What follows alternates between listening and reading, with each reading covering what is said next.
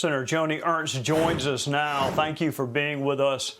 Senator, you met with Prime Minister Netanyahu, and I think you said there was not a dry eye in the room, nor should there be when the topic is murdered children. What was that meeting like? It was very intense, Trey, and thank you for having me on.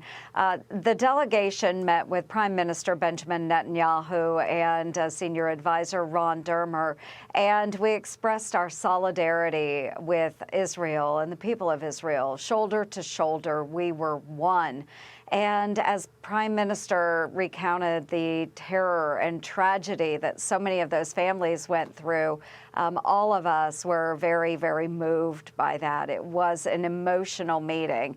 And again, we need to stand firmly beside the Prime Minister and the people of Israel. And that's why you saw 97-0 in the United States Senate, the resolution of support coming from the United States to the people of Israel.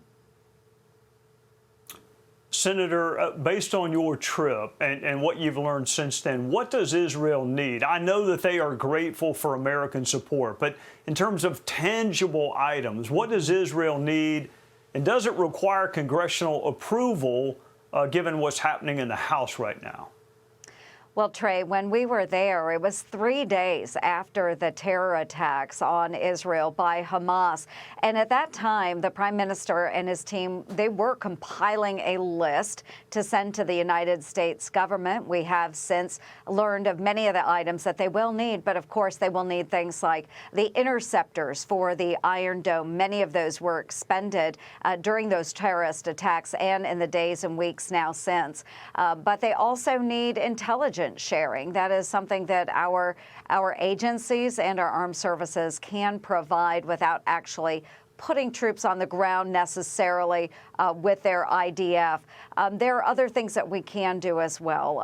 Aid is substantial, but I always say we should be supporting weapons, not welfare. And certainly what they're asking for are those very real items, the military interceptors, the munitions, anything we can provide from our military to theirs, we are happy to support. Senator, let me play a clip from one of your colleagues and then ask you a question about Iran on the other side. To Iran, enough. You're the largest state sponsor of terrorism. You got American blood on your hands. This could not have happened without your support. So my advice to the Israeli Defense Forces, do what you have to do to protect your country who's under siege. Let me ask you, rather than Senator Graham had advice for Israel, if President Biden were to ask you, Senator, give me your thoughts on how we should handle Iran, what would you tell him?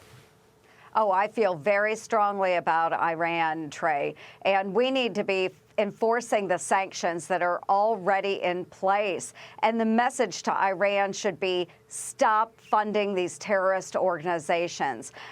They need to do it now. They are the ones that fund 93% of Hamas's activities, 100% of the Palestinian Islamic Jihad's activities. They also fund Hezbollah and the Houthis. We need to push back on them. So not only my message to Iran, but also to President Biden, enforce the sanctions. They are in place for a reason, and yet this administration refuses to interdict the oil that continues to leave Iran. They're at a 5-year high as far as oil exports. That should not be happening. We should not be continuing to have discussions with Iran on a nuclear agreement. That should have gone out the window a long time ago. So not only is the warning to Iran, don't mess with Israel, don't mess with the United States of America, but it should be to President Biden as well. Stop pussyfooting around with the Iranians. It's got to end. Senator Joni Ernst, not only a U.S. Senator, but also a soldier who understands war and what is likely coming in the Middle East. Thank you so much for joining us on a Sunday night. You bet, Trey. Thank you. Hey, Sean Hannity here. Hey, click here to subscribe to Fox News YouTube page and catch our hottest interviews and most compelling analysis. You will not get it anywhere else.